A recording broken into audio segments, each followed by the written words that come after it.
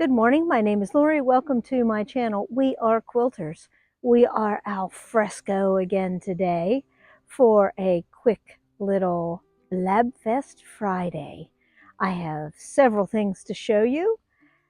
Let me consult my notes and we can get started with our 8 topics.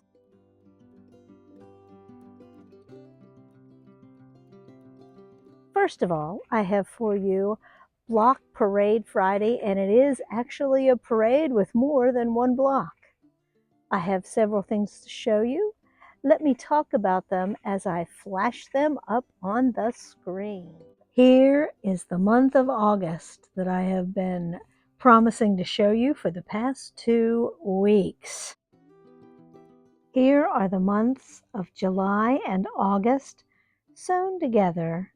You'll notice there's a lot of orange, a lot of days in the 80s, those 2 months.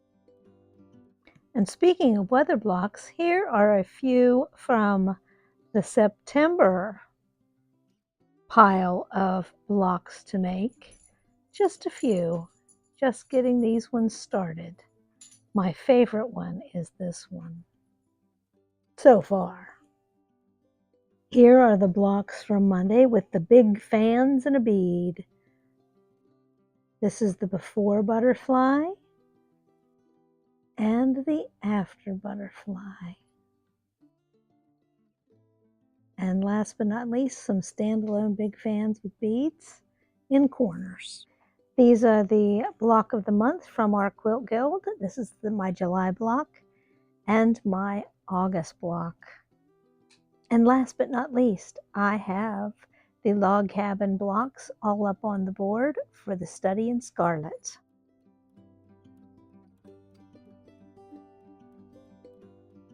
My second topic involves, I meant to show this to you weeks ago. My second topic involves making something from basically garbage. So years ago, I was making bags from feed sacks, and those bags are super durable. Oh, here comes the mailman at high speeds. He's going to whip past here. Oh, there he goes. Anyway, I was making bags from feed sacks that are super durable, and a friend of a friend, but I also worked with him at one point, he was a colleague, likes them to carry deer corn to a feed plot. He likes the extra long handles, so I did agree to make some feed sack bags for her.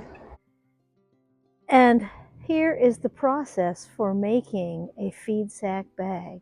It's really low tech. Much easier than making a pretty duffel bag, or a bag, but super durable. Let's go to the videotape. I mentioned a couple weeks ago making bags out of feed bags. Now this is a plasticky material and it is not waterproof. The first thing you need to do if you're going to do this is open the bottom end and rinse out the tube. Don't cut it. Just rinse out the whole way around, down through, and then let it dry. And you saw last Friday that I was letting these dry on the clothesline. First step is to cut the handles. This bag really doesn't have a lot to it. Here's what you're going to need. Maybe a Sharpie, tape, just plain old Scotch tape, a ruler, rotary cutter. So you start by cutting off the handles.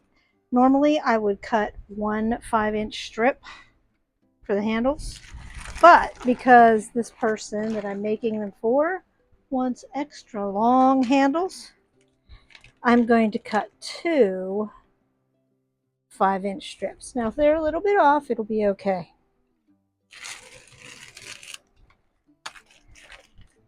This stuff cuts very easily. And I'm going to take both of my 5-inch strips off the bottom so that the deer picture will be on the top part of the bag where it can be seen, because making a pretty bag Sometimes there's something to be said about dragging deer corn to a deer in a bag with a big old deer on it. I'm going to set this aside for now, and we will come back to that. Next thing you want to do, you want to find where they overlapped the plastic. You can tell because it was heat sealed. I am using my paper scissors for this. And I'm going to cut that seal out because it's very thick.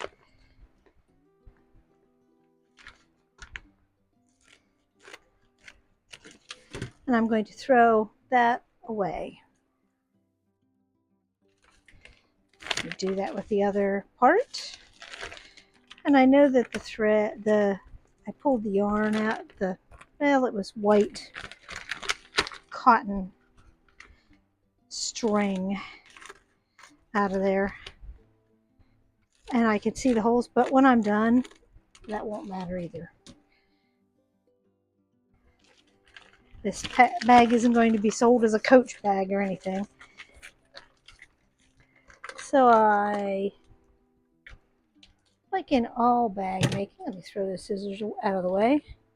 I'm going to fold this in half and I'm going to crease it the whole length of the piece with my Sharpie. Any pen will do to make a nice crease.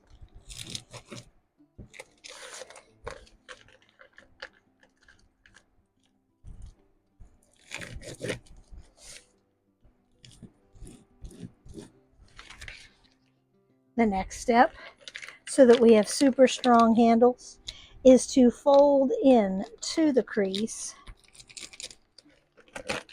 and crease the outside edge again. I'm going to do this with both sides.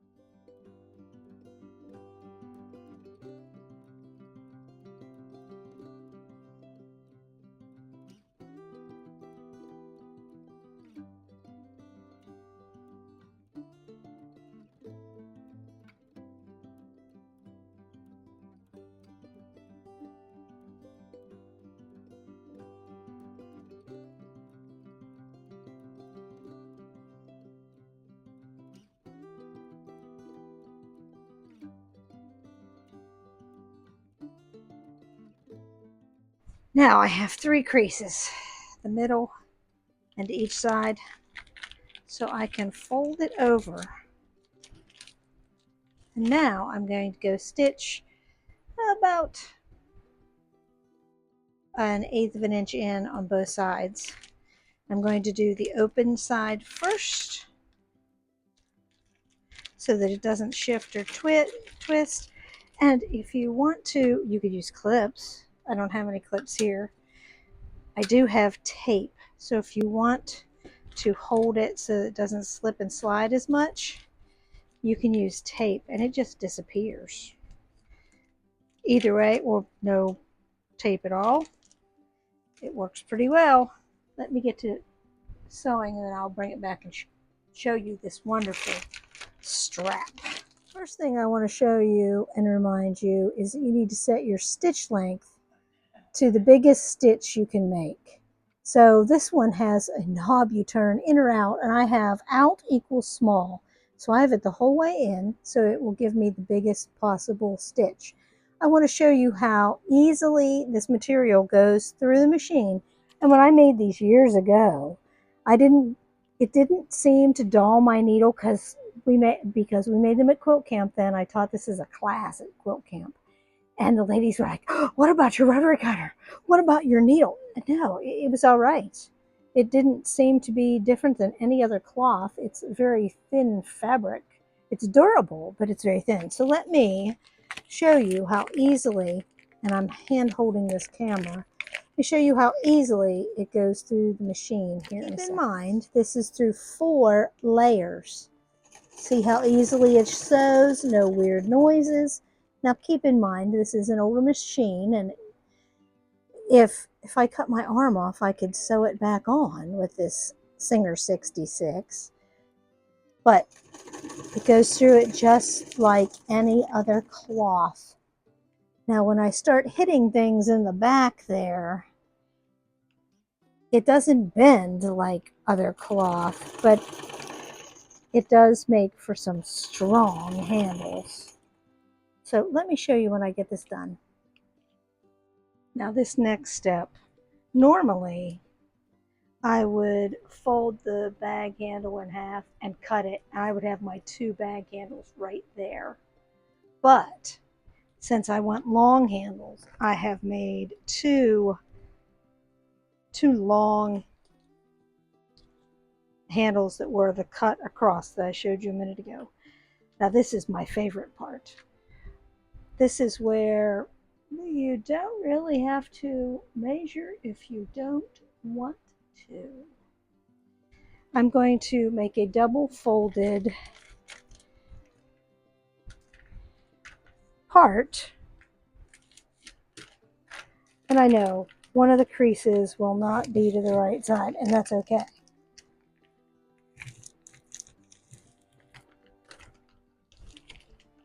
So then I fold it, I go around, and I fold it in where the crease is,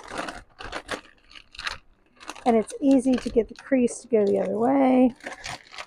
But now they're all the same, and I didn't have to measure. I would say it's about 1.5 inches. You can measure if you really want to. I don't really want to, so I'm not going to. And I crease that the whole way around. Then to make it double strong, I'm going to fold it in on itself and go around and crease again. And that is the lip where I'm going to, I know you're hearing this crinkle, crinkle. That is the lip where I am going to put the handle under so that it will be super strong when it is sewn in. So it's like doing it is doing a rolled seam, except it is at the top of the bag.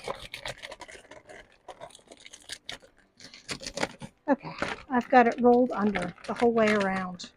And now I am ready to insert the handles. I want to fold it flat so that the center, and to find the center, watch this.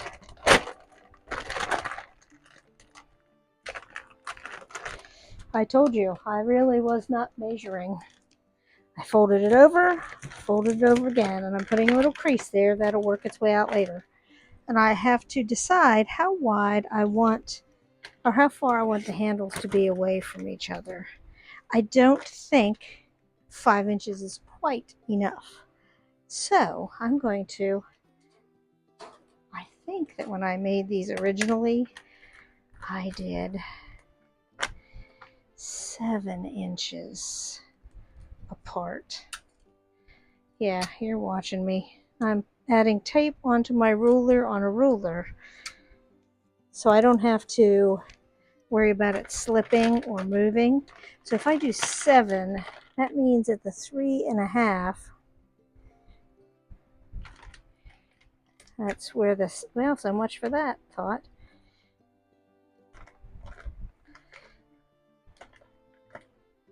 The 3.5 is where my center should be. 1, 2, 3.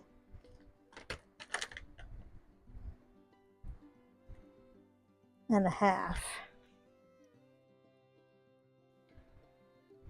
So I'm going to put a little mark. Now if I want that mark removed later on, fingernail polish remover. Remember what we did to those whiteboards? So I have them with little marks. That's the center of where the handles are going to be. I take a handy dandy handle, turn it to the side that I want it to be on both. Make sure there's no twist in it because it is a longer handle. You don't want to twist. And I'm going to insert it up inside, and I'm going to fold it up. Now, this is where the tape comes in the most handy, actually. I'm going to tape it here. Then I'm going to carefully hold it, fold it turn it over. Oops, sorry about that. I bumped the camera with my head. And I'm going to tape it here. Big enough piece that it doesn't come undone. And you can go back and pick this tape off if you want. You don't have to let it there, but I'm using tape that, and these bags don't really matter all that much.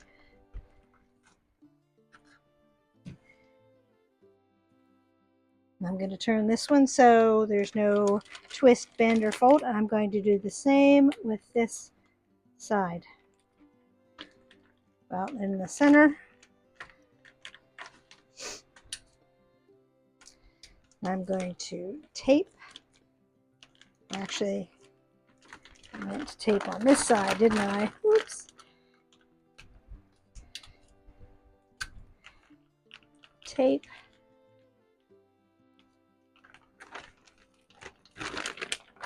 Turn it over.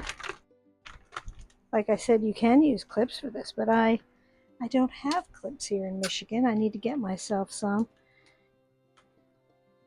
Okay, it is ready to be sewn on. Put on the second set of handles. I lay it out flat like I did when I found the center mark. And now I can use where the handle was to mark second handle and put it on there. And once I know that it's on there straight and turn it up in, I can tape this side on if the tape will cooperate. Now when the tape doesn't cooperate, you know you're in trouble, since that's a kindergartner skill.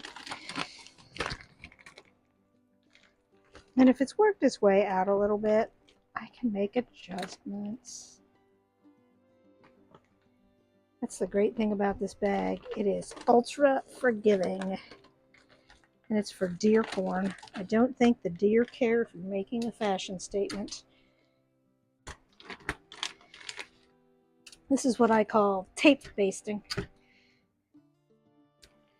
And I'm not removing the basting. Then I need to take my handle, make sure it's got no loops or turns in it.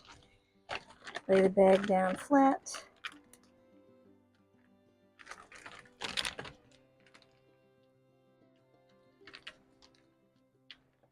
Turn it up in. And I need to put it up in all the way because that makes it very strong.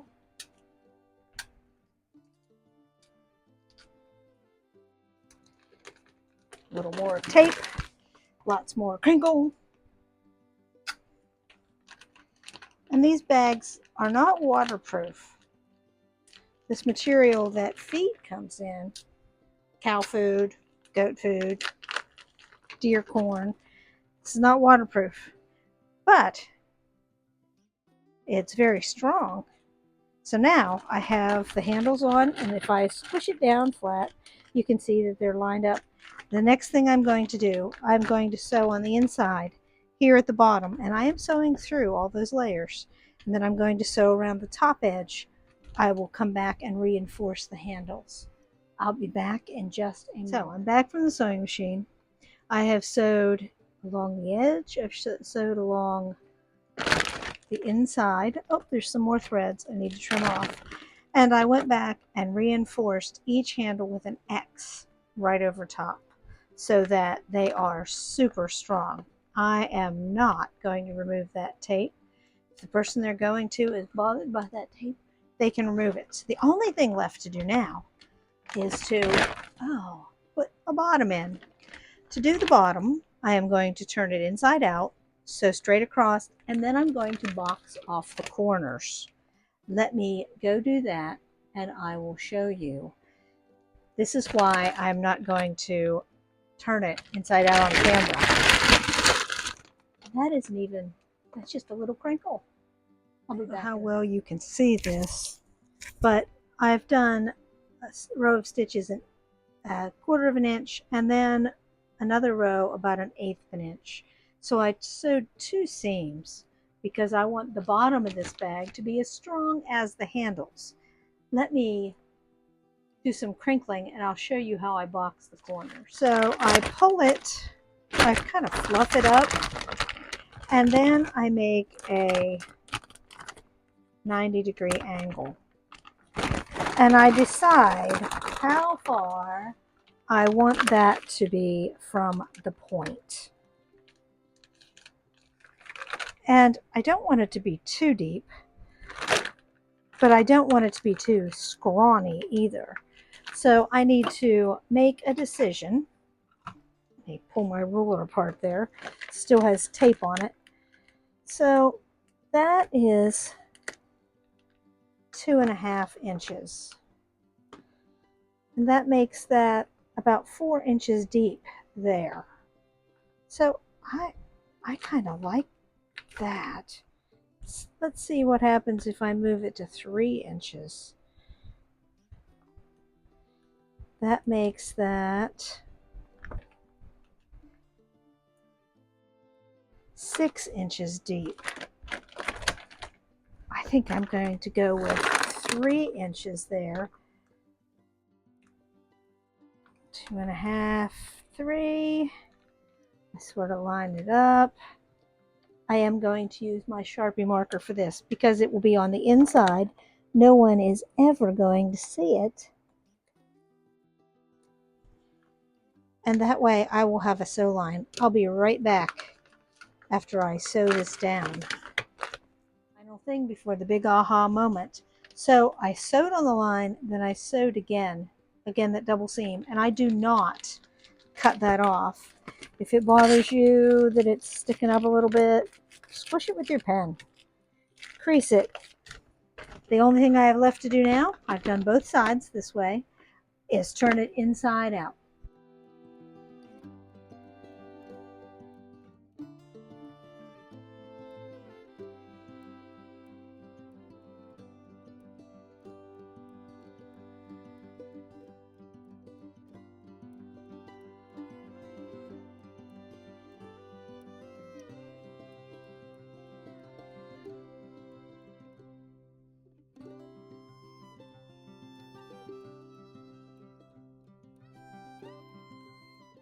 Now I want it to sit flat, so I'm going from the corners up and I'm squishing it with the pen. You can even go back and sew that if you want, but creasing it with a marker is good enough. It's wrapped around my light. So I push the corners out, and the triangles are still down in the bottom. You could tape those down if you want, or not. Either way, they don't really matter because this is a utilitarian bag, not a fashion statement. So after I have all 4 corners creased, let's take a look. Oh, and I can do these ones too. So the bottom lays even flatter. I can use the pen along that bottom edge. And those creases stay pretty well. Once you put them there, the creases stay pretty well.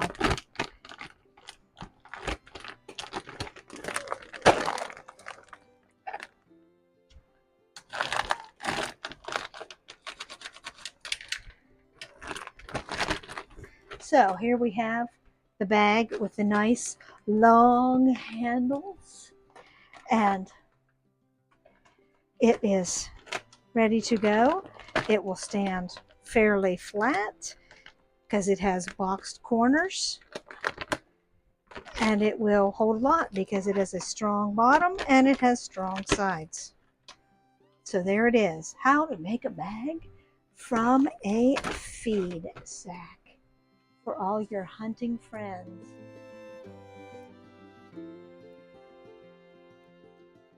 Topic 3, I have a plan. When I bought that big $5 box of fabric, it came with a crazy quilt block in a lap quilting frame.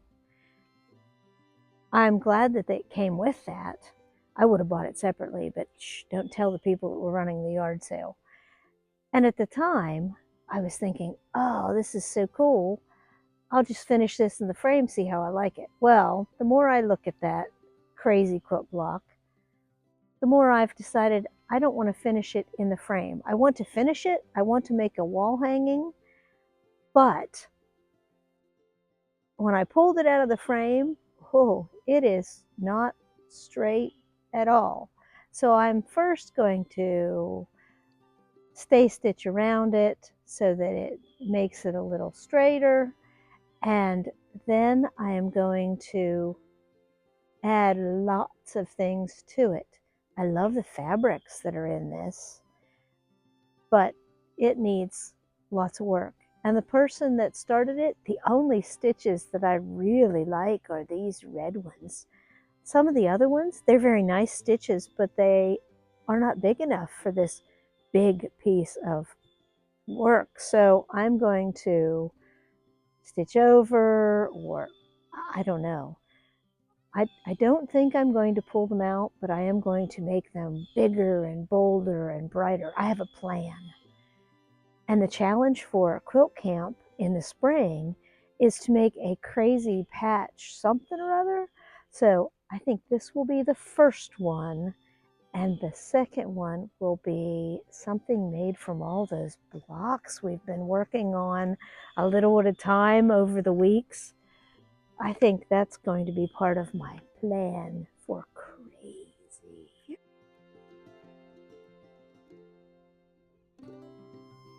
Topic number 4, out of sight, out of mind. Well, here is my video from another bin so we can get things organized and find stuff. Go to the videotape. This one is not a bin, not a fold-up bin, but a basket. And it has a variety of things in it. A peanut brittle can that has buttons on a card. I have some more to add to that. This was my grandmother's, and this is the box that I brought from home so I would have buttons, and I did put some in for my grandmother. And see, there's a marble. I love having an assortment of buttons to play with, as you know. It should have a hinged lid, but I made it so that it just comes off. And here we have a container full of seed beads that are not like the ones in there. I probably should take this out and put it near all those little bead containers. Oh, look, it's a bag of bags. And there's also bigger jewelry bags. I need to put these in the desk drawer. But there's also tiny bags like you use for beads, little tiny ones. So that comes out of there. A tin that is heart-shaped. I should put something fun in that and take it to Scarlett. A gingerbread one. Oh, it had premium cookies in it. What did the heart have in it? Oh, the heart was distributed by Mars. Dove chocolates. And this one is a Brighton one. It's a jewelry company, and they have collector tins. Oh, a plain silver tin, and there's nothing in it. No Sew Fix for fabrics. Well, this has a different home.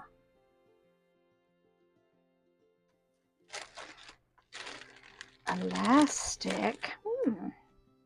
Ribbon, which we all know belongs somewhere else. More of that No Sew iron-on or sew the labels.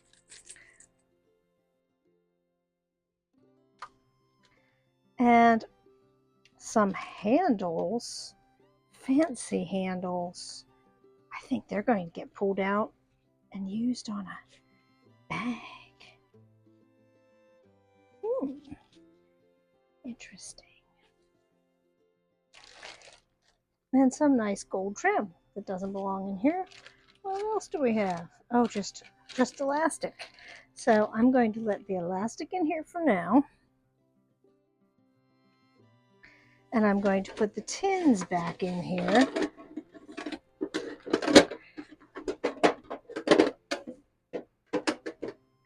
I also have a tin from the other day that I bought a yard sale. I love this Swiss Colony, this little tiny tin.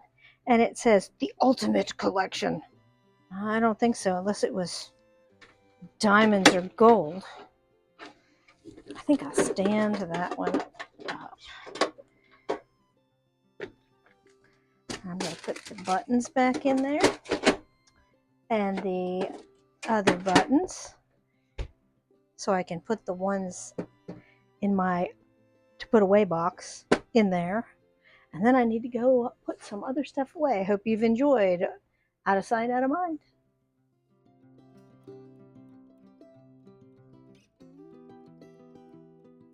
Last week, we found very few yard sales on Friday and very few yard sales, even less, on Saturday.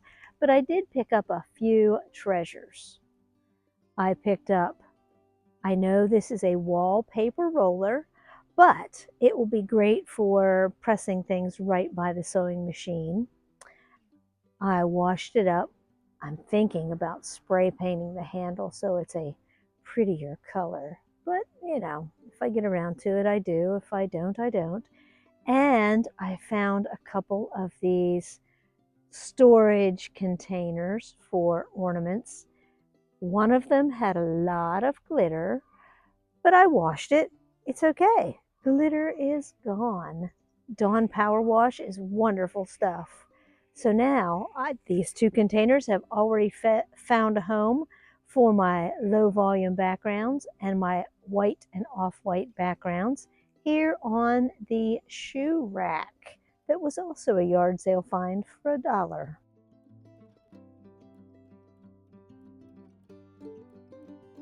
Topic number 6, thoughts and challenges.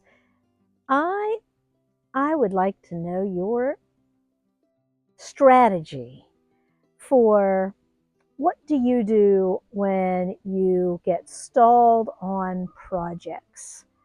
I have decided that the best way for me when I get stalled on projects, because I have projects sitting around everywhere, is I gather up 2 or 3 that have manageable chunks that I can work on for about half an hour to an hour each, and I pile them in a prioritized heap, and I just start working on them, like the month blocks for the weather.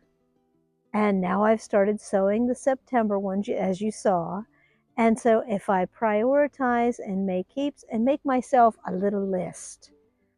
So I like lists, and I like a small pile of things to accomplish. And then as I accomplish those 3 things, I put the containers in a more accessible place or bring it to the top of the other heap of project boxes so that I actually get things done. What do you do to motivate yourself to work on projects that have sort of fallen by the wayside and you have other things to do and you've just completely forgotten about them? What do you do?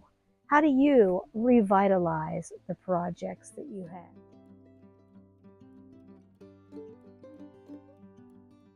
Topic number 7, Literary Corner. Here it is, the second installment from the magazine. And Anne sent me a note that she has the same magazine in her collection of magazines. And she actually thought about sending it to me. Thank you, Anne, but I've got this one covered. Eventually, I might, someday this century, run out of magazines to share, new and or old. Here it is. Let's go to the videotape. This week we are continuing to look at the 2000 version of Quilt Almanac. I would like to start with this sampler. I read the article, and she had a piece just like a fourth of a yard of this fantastic fabric. So she made simple blocks to go around it and put a border and made it into a quilt. And these are the blocks. These are in the back. But these are the very simple, basic blocks that she used and then pulled bright colors from that border fabric. What an easy way to make a quilt. I saw this on another show today, and it talks about all three of these blocks, Kansas Dugout, Shoe Fly, and Friendship Star, all have 4 half-square triangles, a center block, and then corner blocks.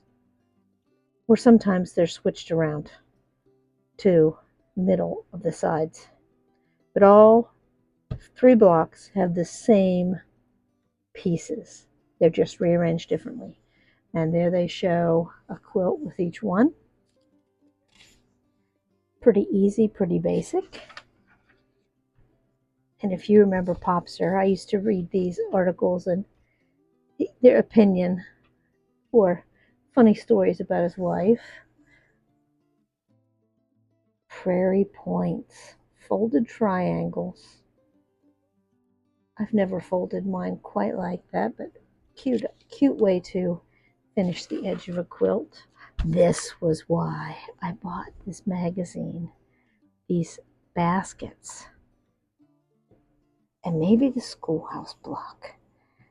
The basket pattern is in here, as well as the 4 patches in rows. That is in here. Very simple block. More complex, but pretty nonetheless.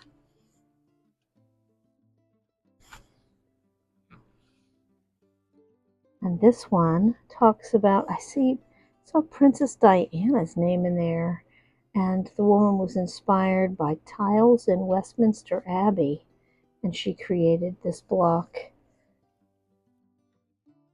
Worked on it as she watched Princess Diana's funeral. How sad. Pretty blocks though. A quick 9-patch quilting lesson and different ways you can set 9 patches at an angle as 9 patches in a 9-patch, double 9-patch. And there it is. Check your 1/4 inch seam allowance.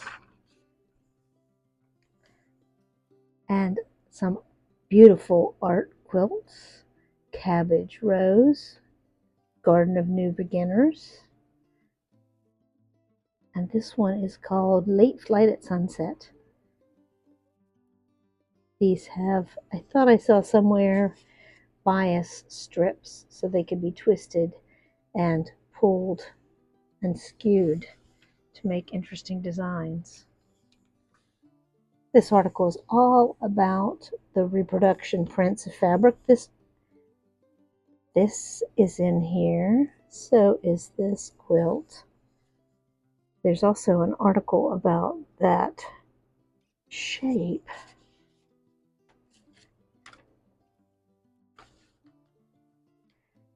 Red Hot Explosion. 2 color quilts. Red and white. And these are in the back as paper piece patterns. And there's that half hexy. There's the half hexy braid. I have a quilt somewhere that is started. I think there's 2 rows together, and then the pieces for a 3rd row maybe. I need to dig that out and maybe, finish it. Trip around the world. And this one, they didn't do a complete trip around the world. They made it a little bit easier. And very colorful, Amish looking colors. We will pick up with log cabins next week. I hope you enjoyed this little literary episode.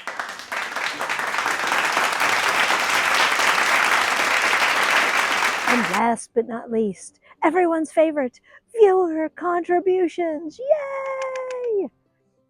And here they are for this week. My wonderful neighbor Cheryl and I are making a quilt with the Quilt Guild. This is the January block of the month. I love her colors. It is very scrappy happy. Here is her February block. I love her variety of textures and colors of red. This is the April block. I love the swirling stars in this block. Perfect textures, wonderful, wonderful block. This one was a little bit difficult to construct. The directions were very interesting. Great job, Cheryl. Thank you for sharing your blocks and the homemade cookies with us. I hope you have enjoyed this week's little Blabfest, and over the weekend you get some sewing done and enjoy your free time and enjoy this weather. If you're in the northern part of our country, it seems like it's getting a little bit cooler, at least here in Michigan, and we're supposed to have a little bit of 60s as the highs next week. Oh, this is why we bought a cabin in Michigan, where it's not nearly as hot as it is in the eastern panhandle of West Virginia. Have a great one. See you later.